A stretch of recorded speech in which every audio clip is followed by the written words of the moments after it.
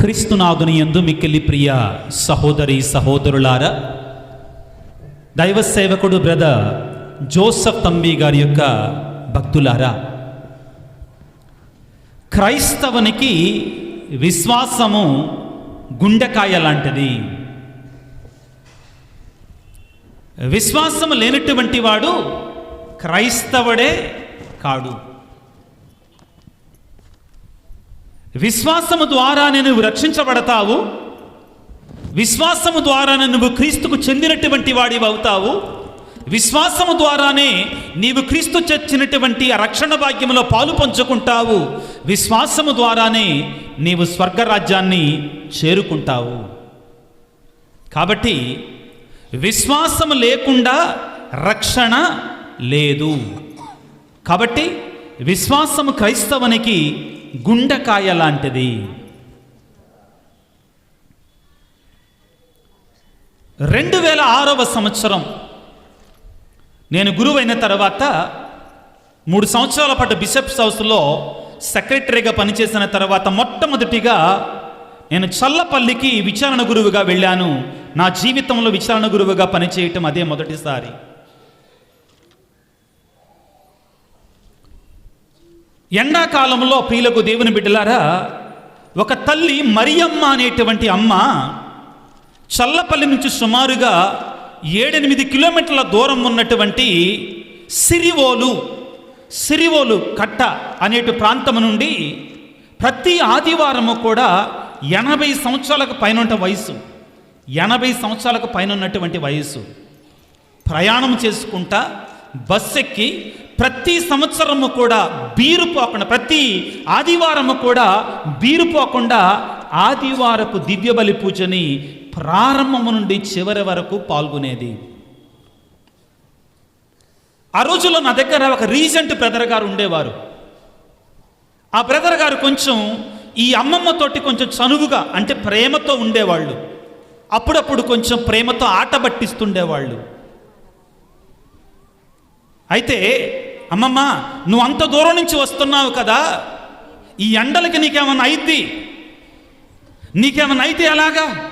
ఎండలు బాగా ఉన్నాయి, నువ్వు చాలా దూరం నుంచి వస్తున్నావు, నీకేమన్నా అయితే ఎలాగా అంటే, ఆ వృద్ధాప్యములో ఉన్న తల్లి బ్రదర్ గారికి చెప్పిన మాటలు ఏమిటంటే, ప్రియులారా, నేను చనిపోవటానికైనా సిద్ధమేనయ్యా, పూజను మాత్రం నేను మానుకోను. నేను చనిపోవటానికైనా సిద్ధమే కానీ పూజను మాత్రం నేను మానుకోను అని చెప్పాడు. అని చెప్పి ఇది సాక్ష్యంగా స్వీకరించండి పిల్లారా. నేను ఒకవేళ చనిపోతే ఫాదర్ గారి చేతుల్లోనే చనిపోతా అని చెప్పాడు. ఆమె కోరిక, నేను చనిపోతే ఫాదర్ గారి చేతుల్లోనే చనిపోతా. ఈ సంభాషణ ఆ రీజెంట్ బ్రదర్ గారికి, ఆ విశ్వాసికి, ఆ తల్లికి మధ్యలో జరుగుతూ ఉండేది అప్పుడప్పుడు. అయితే మే నెలలోనే చివరి వారాలకు వచ్చినప్పుడు ఒక రోజున దివ్య బలి పూజను సమర్పించాను. నేను ఆ దేవాలయంలో వెనక ప్రక్కన కూర్చొని ఉన్నాను. ఆ విధంగా కూర్చొని కిటికీ వైపు చూస్తే గురు నిలయం కనబడుతుంది. ఫాదర్ గారు ఉండేటువంటి ఇల్లు కనబడుతుందండి. అక్కడ ఎండాకాలము కాబట్టి నీళ్లు తాగటానికి ఒక కడవలో, ఒక కుండలో నీళ్లు పెట్టి ఉంచాం. జాగ్రత్తగా ఆలకించండి పిల్లారా. ఈ అమ్మమ్మ ఎప్పుడు దివ్య ప్రసాదం అయిన తర్వాత, పూజ ముగించిన తర్వాత ఎప్పుడు వెళ్ళిందో అక్కడికి వెళ్ళింది. నేను గుడిలో కూర్చొని ఒక్కసారి ఊరికే గురునిలయం కల్లా అలా తిరిగాను. ఎందుకో అంతే. ఆ అమ్మమ్మ, ఆ ముసలమ్మ, ఆ విశ్వాసి పడిపోతా నాకు కనబడింది. ఆ గురు నిలయం దగ్గర నీళ్లు తాగుతూ నేను వెంటనే అలర్ట్ చేశాను. అమ్మమ్మ పడిపోతుంది, త్వరగా వెళ్ళండి అంటే కుర్రవాళ్ళు ఉరికారు. ఉరికిన తర్వాత ఆమె స్పృహ కోల్పోయింది. నేను వెంటనే ఆటోని పిలిపించి ఆ వృద్ధాప్యంలో ఉన్నట్టు మరియమ్మ గారిని, 80-85 సంవత్సరాల వయసున్నట్టు ఆ మరియమ్మ గారిని నా ఒడిలోనికి తీసుకున్నాను. నా ఒళ్ళో కూర్చోబెట్టుకొని బలవంతంగా అలాగే ఎత్తుకొని, స్పృహ కోల్పోయింది కాబట్టి ఆ ఒడిలో కూర్చోబెట్టుకొని ఆటోలో ప్రయాణమై వెళుతూ ఉన్నాను. ఆ చల్లపల్లిలోనే ఉన్నటువంటి ఒక హాస్పిటల్లో గుడివాడ నుండి వచ్చినట్టు మన డాక్టర్ గారు ఒకళ్ళు పనిచేస్తున్నారు. డైరెక్ట్ అక్కడికి వెళ్ళాము ఆటోలో. అక్కడికి వెళ్ళి వెంటనే డాక్టర్ గారిని బయటికి పిలవగానే ఫాదర్ గారు వచ్చారనగానే త్వరగా ఆయన బయటికి వచ్చాడు. చూసి ఆ తల్లి యొక్క శ్వాసను చూసి, ఫాదర్, అమ్మమ్మ చనిపోయిందండి అన్నారు. కానీ ప్రియులారా, నా జీవితంలో మొట్టమొదటిగా ఒక యువ గురువుగా, 3-4 సంవత్సరాల గురువుగా మొట్టమొదటిసారిగా నా జీవితంలో చూసినటువంటి మొట్టమొదటి సాక్ష్యం అండి ఇది. నేను ఎప్పటికీ మర్చిపోనండి ఇది. ఆ తల్లి యొక్క కోరిక ఏమిటి అంటే, నేను చనిపోతాను తప్పనిసరిగా, కానీ నా కోరిక ఏంటి, ఒక గురువు చేతులలో చనిపోవాలి. ఆనాడు నాకు అర్థమైంది ప్రియులకు దేవుని బిడ్డలారా, భక్తులకి దేవుడు వారి యొక్క మరణాన్ని కూడా ముందే ఎరిగిస్తాడేమో, విశ్వాసులకు దేవుడు తన యొక్క కార్యాలను ముందుగానే తెలియజేస్తాడేమో. ఎవరైతే విశ్వాసముతో దేవునికి లోబడి అంటి పెట్టుకొని బ్రతుకుతారో ప్రియులారా. ఆనాడు ఆ తల్లి నిండు పూజల్లో పాల్గొన్నది, దివ్య సప్రసాదాన్ని స్వీకరించింది. ఒక గురువు చేతుల్లో ప్రియులారా తన యొక్క ప్రాణాన్ని దేవునికి సమర్పించుకుంది. అంతకంటే ఇంకా ఏమి కావాలి వరం ఒక మనిషికి? నేను కూడా కోరుకుంటుంటాను అప్పుడప్పుడు ఒక కోరిక. ఇది కరెక్టో కాదో, మీకు ఇష్టమో లేదో కొంతమందికి అనుకోవచ్చు, అదేంది ఫాదర్ అదేం కోరిక అంటారేమో. దివ్య బలి పూజ చేస్తూ ఉండగా దేవుడు నన్ను తీసుకొని వెళ్ళాలని. క్రీస్తునాథుని యందు మిక్కిలి ప్రియులకు దేవుని బిడ్డలారా, ఈనాడు ఆ తల్లి యొక్క ఉదాహరణ ఎందుకు ఇచ్చానంటే, ఆ తల్లి యొక్క సాక్ష్యాన్ని ఎందుకు చెప్పాను అంటే, విశ్వాసముతో బ్రతికినటువంటి, నీతివంతంగా బ్రతికినటువంటి బిడ్డలకి దేవుడు తన యొక్క మర్మాలని, తన యొక్క రహస్యాలని ముందుగానే ఎరుకపరుస్తాడు. తన యొక్క శక్తిని ముందుగానే తెలియజేస్తాడు ప్రియులకు దేవుని బిడ్డలారా. రేపటి రోజున యావత్ కథోలిక శ్రీ సభ క్రీస్తు సాక్షాత్కార మహోత్సవాన్ని కొనియాడుతూ ఉంది. మన భాషలో ముగ్గురు రాజుల పండగ అంటామండి. ఏంటిది? ఈ పండగలో ఉన్న మర్మం ఏమిటి? క్రీస్తు తనను తాను సాక్షాత్కరించుకోవటం, ఎరుకపరచుకోవటం. ఈ పండగ యొక్క కేంద్ర బిందువు దేవుడండి. మనం ముగ్గురు రాజులను చేసేస్తుంటాం పొరపాటున. ఈ పండగ యొక్క కేంద్ర బిందువు ఎవరు? యేసు ప్రభువు. ఆశ్చర్యం ఏంటంటే ప్రియులారా, అక్కడే ఉన్నటువంటి హెరోదు రాజు అంగీకరించలేదు యేసు ప్రభువుని, యెరూషలేము వాసులు అంగీకరించలేదు. అవునా కాదా? బెత్లెహేము వాసులు అయితే మా దగ్గర స్థలమే లేదు పొమ్మన్నారు. కానీ ఎక్కడో ఉన్నటువంటి పరాయి దేశపు వాళ్ళు, జ్ఞానులు, ఖగోళ శాస్త్రవేత్తలు, రాజులైనటువంటి వారు తమను తాను తగ్గించుకొని దేవుడు చూపించినటువంటి ఆ చిన్న నక్షత్రాన్ని పట్టుకొని విశ్వాసముతో, నమ్మకముతో ప్రియులారా 100,000 కిలోమీటర్లు ప్రయాణం చేసి దేవుని కనుగొన్నారు. దేవుని యొక్క పరమానందాన్ని వారు స్వీకరించారు. వారి పరమానందానికి కారణం దేవుని వారు ఏ విధంగా కనుక్కోగలిగారు అంటే, పొందుకోగలిగారు అంటే విశ్వసించారు. ప్రియులకు దేవుని బిడ్డలారా, విశ్వాసమే వారిని దేవుని సన్నిధికి, ఆ చిన్న బాలయేసు సన్నిధికి నడిపించగలిగింది. Hallelujah, praise the Lord, praise the Lord, praise the Lord. క్రీస్తునాథుని యందు మిక్కిలి ప్రియులకు సహోదరి సహోదరులారా, విశ్వాసం దేనికి కావాలి అంటే, విశ్వాసం లేకుండా రక్షణ లేదు. మనం రక్షించబడాలి అంటే, మనకు రక్షణ కావాలి అంటే, అన్నిటికంటే మొట్టమొదటిగా మనం చేయాల్సింది ఏమిటి అంటే విశ్వసించాలి. ఎవరిని విశ్వసించాలి? దేనిని విశ్వసించాలి అంటే, లోకరక్షకుడు అనేటువంటి మెస్సియాను విశ్వసించాలి. కొన్ని రోజుల క్రితమే మనందరము కూడా క్రిస్మస్ పండుగను జరుపుకున్నాం. దేవుడు మానవుడై మనిషిగా పశువుల కొట్టములో ఒక పసిబాలునిగా జన్మించినటువంటి పండుగను జరుపుకున్నాం ప్రియులారా. దేనికి ఆయన ఈ లోకంలో జన్మించాడు? ఎందుకు అసలు ఆయన ఈ లోకంలోనికి వచ్చాడు అంటే ఆయనను విశ్వసించువారు నిత్య జీవం పొందటం కొరకై. పాపములో కొట్టుకొని పోతూ సాతానుకి పాపానికి బానిసలైనటువంటి మానవాళి ఆయనను విశ్వసించి ఆయన ద్వారా వచ్చేటువంటి రక్షణను పొందుకోవడానికి. దీనిని గురించి యోహాను సువార్త 3వ అధ్యాయము 16వ వచనము ఈ విధంగా సెలవిస్తుంది. మనకు తెలిసినటువంటి వాక్యమే. దేవుడు లోకమును ఎంతో ప్రేమించి తన ఏకైక కుమారుని ప్రసాదించెను. తన ఏకైక కుమారుని మనకు ప్రసాదించాడు. అవునండి, ప్రసాదించాడు, నిజమే, కాదంటల్లా. మనందరినీ కూడా ఎంతో ప్రేమించి తన ఏకైక కుమారుని మనకు ప్రసాదించాడు. దేనికోసం ప్రసాదించాడు? పశువుల కొట్టంలో చిన్న బాలను చూచి చప్పట్లు కొట్టి వదిలిపెట్టడం కోసమా?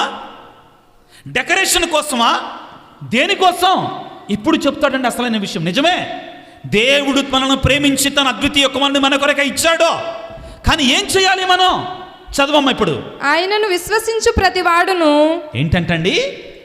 ఆయనను విశ్వసించే ప్రతివాడు నాశనము చెందక నిత్య జీవము పొందుటకై అట్లు చేసెను. ప్రియులారా, దేవుడు ఎందుకు యేసు ప్రభువుని తానే ఒక మనిషిగా ఈ లోకములో జన్మించాడు అంటే ఆయనను విశ్వసించాలి. విశ్వసించి నిత్య జీవం పొందాలి. విశ్వసించకుండా నిత్య జీవము లేదు. ప్రియులారా, ఈ ఆధునిక ప్రపంచంలో విశ్వాసం లేని క్రైస్తవులు ఎక్కువైపోతున్నారండి. పేరుకి క్రైస్తవులం, కానీ వాళ్ళల్లో విశ్వాసం ఉంటుందా? నో, నామమాత్రపు క్రైస్తవులు. అటువంటి దాని వారి ప్రయోజనం శూన్యం. ప్రభు అంటాడు కదా, ప్రభువా అనువారు పరలోక రాజ్యమును ప్రవేశించరు, కానీ నా తండ్రి చిత్తాన్ని నెరవేర్చువాడే పరలోక రాజ్యములో ప్రవేశిస్తాడు. ఏమిటి తండ్రి చిత్తము? ఏమిటి తండ్రి కోరిక? ఏమిటి తండ్రి యొక్క చిత్తానుసారముగా చేయటం అంటే తాను పంపినటువంటి తన కుమారుని యందు విశ్వాసము కలిగి ఉండాలి. Hallelujah, praise the Lord, praise the Lord. విశ్వాసం ఏమిస్తుంది మనకి? రక్షణనిస్తుంది. ప్రియులారా, విశ్వాసం ఏమిస్తుంది మనకి? మోక్ష భాగ్యం ఇస్తుంది. విశ్వాసం ఏమిస్తుంది మనకి? నిత్య జీవితాన్ని ప్రసాదిస్తుంది. ప్రియులారా, విశ్వాసం లేకుండా రక్షణ లేదు.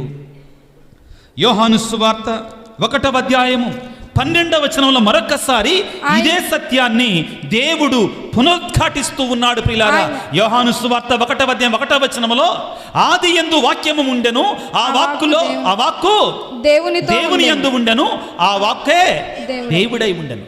12వ వచనానికి వచ్చేసరికి ఏమంటున్నాడు? జాగ్రత్తగా వినండి ప్రియులారా. ఆయనను అంగీకరించి విశ్వసించు వారందరికీ ఆయన దేవుని బిడ్డలకు భాగ్యమును ఇచ్చెను.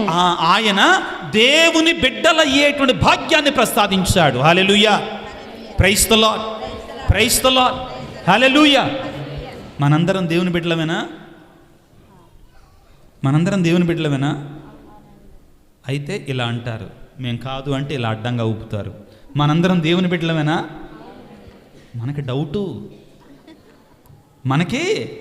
డౌటు, మనం చేసే పనులు ఎట్టుంటాయి? దేవుని బిడ్డలు చేసే పనులు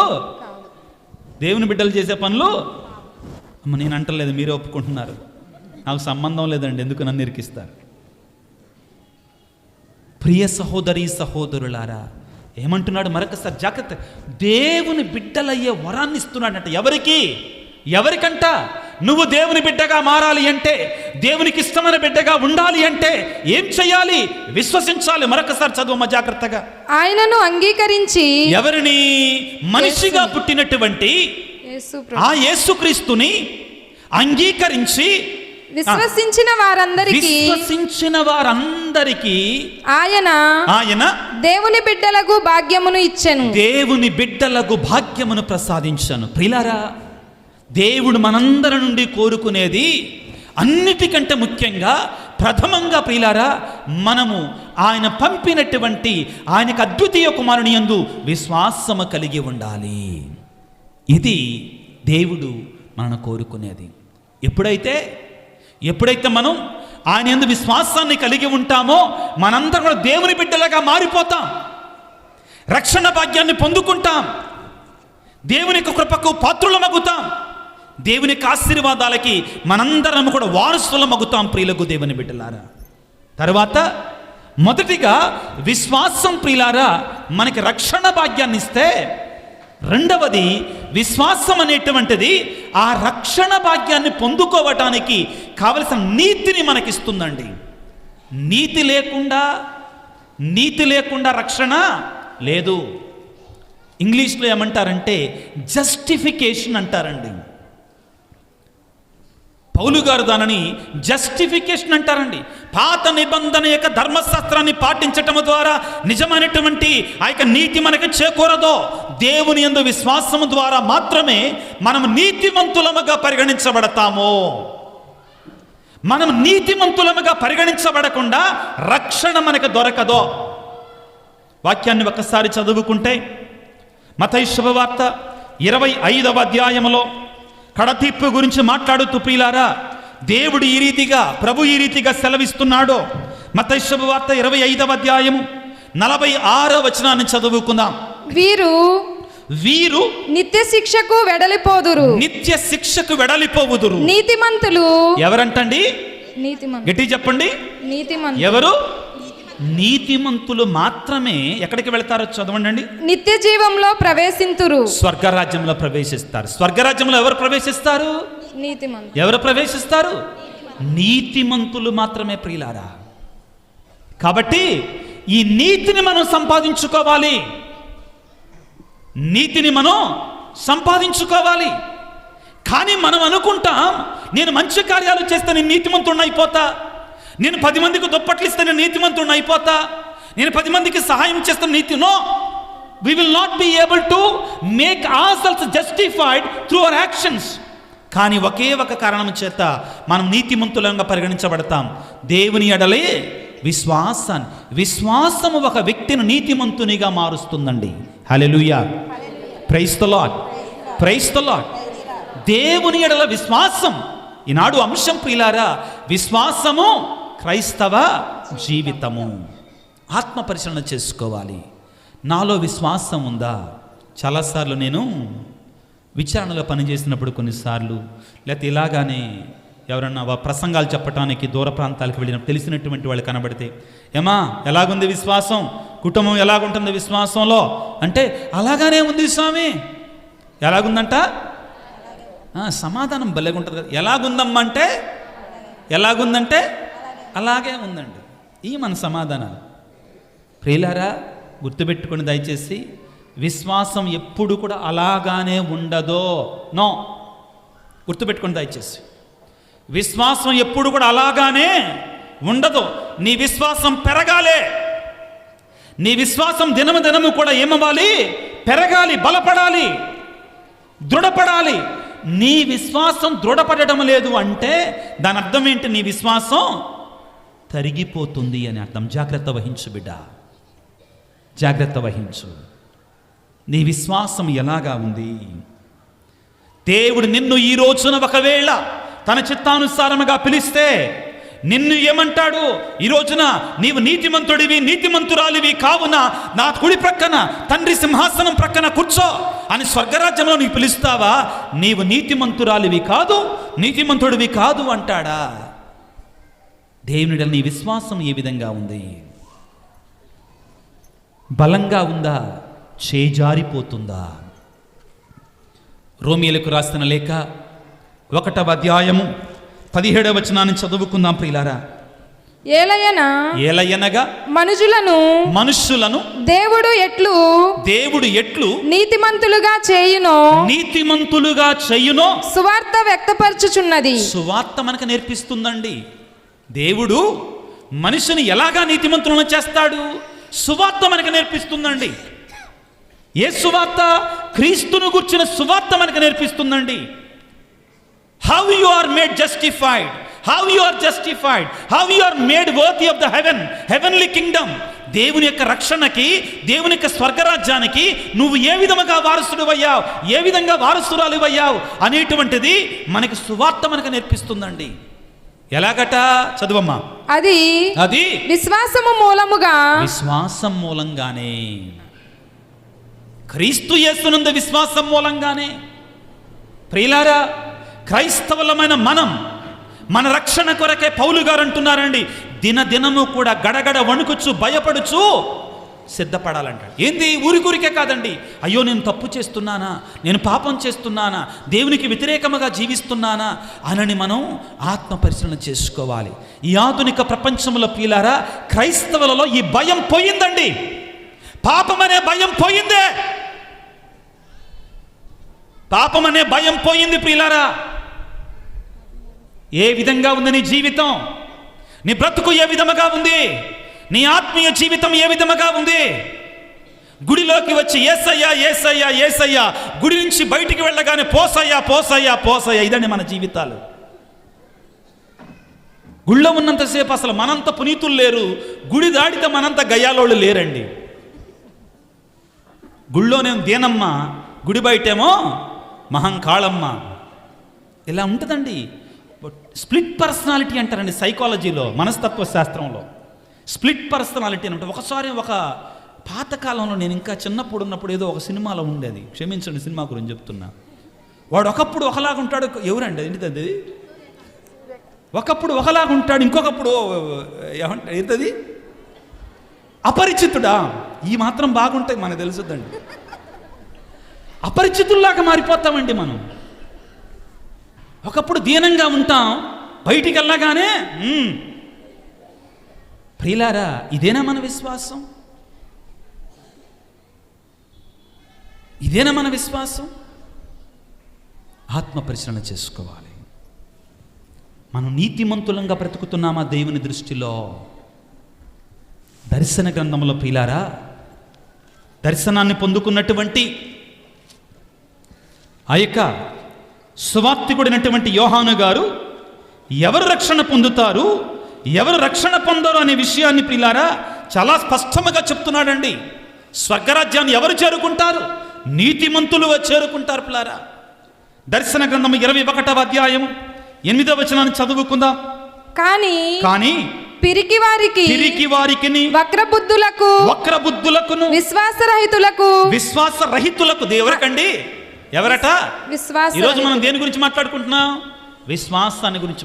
విశ్వాసరహితులకు, హంతలకు, వ్యభిచారులకు, ఇంద్రజాలికులకును, విగ్రహారాధికులకును, అసత్యవాదులకును, గంధకమయమైన అగ్నిగుండమే తగిన స్థలమగును. ఎవరైతే విశ్వాసరహితంగా బ్రతుకుతారో, అవిశ్వాసులుగా బ్రతుకుతారో, నేను క్రైస్తవుడని చెప్పుకొని ప్రియులారా, క్షమించండి ఈ మాట వాడుతున్నానండి, గొర్రెతాలు తప్పుకున్నటువంటి పులుల్లాగా జీవిస్తున్నామో,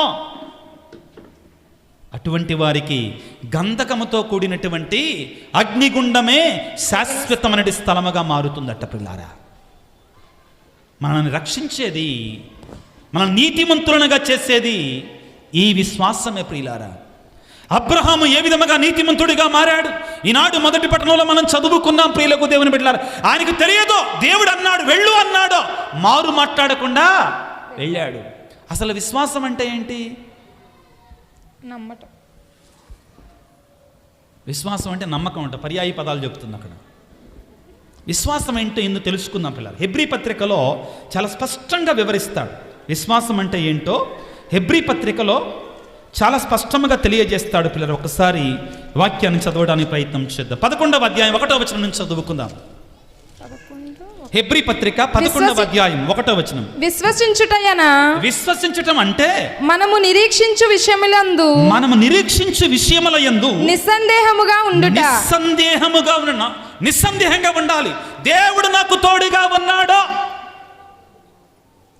దేవుడు నాకు తోడుగా ఉన్నాడు. నమ్ముతున్నామా? మనం విశ్వసిస్తున్నామా? ఒక రోజు అంట ఫాదర్ గారు వినే ఉంటారు, ఇంతకు ముందు కూడా మీకు చెప్పే ఉంటారు ఫాదర్ గారు. ఒకరోజు ఫాదర్ గారు విశ్వాసాన్ని గురించి మాట్లాడుతూ వాక్యంలో, ఇదిగో నీలో విశ్వాసం ఉంటే ఆ కంబళి చెట్టును లేచి ఆ నదిలో పడమంటే, అక్కడ నది లేదు, ఒక నది ఉంటే నదిలో పడమంటే అది పడిపోద్ది అని చెప్పారట వాక్యంలో. ఒక ముసలమ్మ ఆమె ఇంటి ఎదురుగా రోజు ఒక పెద్ద చింత చెట్టు ఉందంటండి.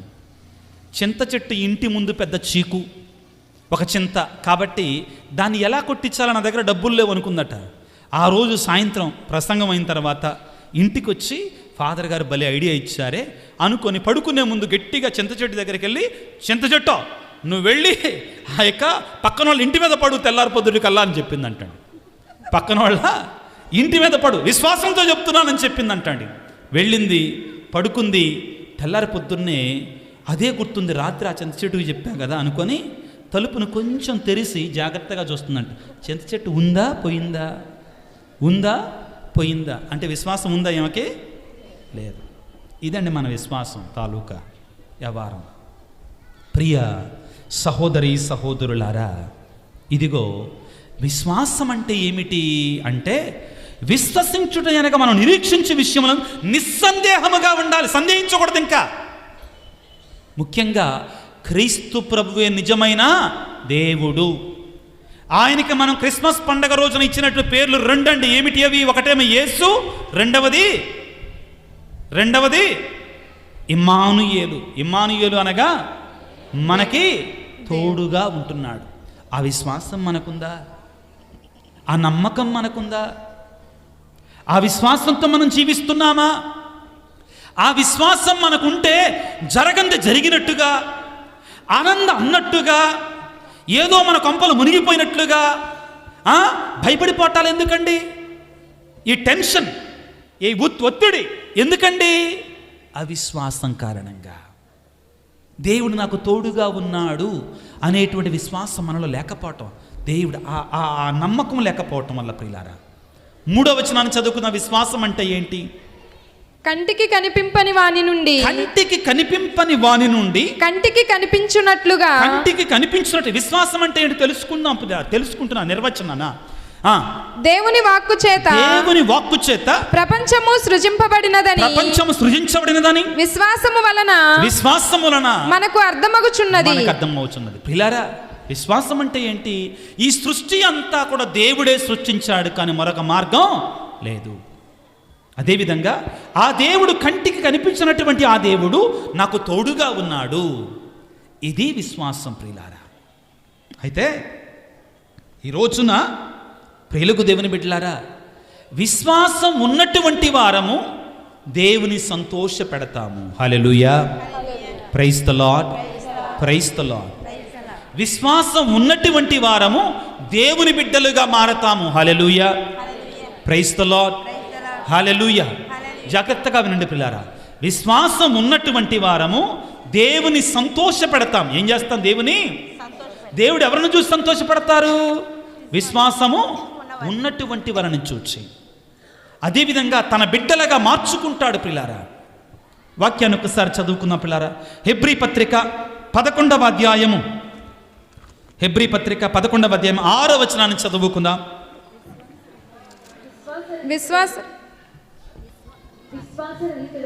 విశ్వాసరహితుడగు ఏ మానవుడును దేవుని సంతోష పెట్టలేరు. విశ్వాసం లేకపోతే ఎవ్వరు కూడా దేవుని సంతోషం పెట్టలేరండి. ఈరోజు మీకు అందరికీ ఒక ప్రశ్న, ఇక్కడ ఉన్న వాళ్ళలో ఎంతమంది దేవుని సంతోష పెడుతున్నారు? ఆత్మ పరిశీలన చేసుకోవాలి. ఎంతమంది దేవుని సంతోష పెడుతున్నారు? ఆత్మ పరిశీలన చేసుకోవాలి. సర్వశక్తి గల సర్వేశ్వర ప్రేమమయుడా, ఈనాడు బ్రదర్ జోసెఫ్ తంబి గారి యొక్క పుణ్యక్షేత్ర మహోత్సవాలలో పాల్గొనడానికి సిద్ధపడుతుండగా ఈ నవదిన పూజా ప్రార్థనల 3వ రోజున మేమందరము చేరి ప్రభువా, విశ్వాసము క్రైస్తవ జీవితం అనే అంశం మీద ధ్యానం చేస్తుండగా మమ్ము దీవించండి నాయన, ఆశీర్వదించండి. మాలో ఉన్నట్టు కొడిగట్టిపోతున్నట్టే అంటే అవిశ్వాసాన్ని మీరు బలపరచండి, దృఢపరచండి తండ్రి. ఈ రాత్రికాల సమయంలో నీ సన్నిధిలోనికి వచ్చినటువంటి నీ బిడ్డలందరిని దీవించండి, ఆశీర్వదించండి. వారి కుటుంబాలను దీవించండి, వారి సమస్తాన్ని ఆశీర్వదించమని, మరి ముఖ్యంగా మా విశ్వాసాన్ని బలపరిచి బ్రదర్ జోసెఫ్ తంబి గారికి మధ్యస్థ ప్రార్థన ద్వారా మమ్ము మా కుటుంబాలను దీవించమని మా నాథుడైన క్రీస్తు ద్వారా వేడుకొనుచున్నాము తండ్రి. ఆమెన్.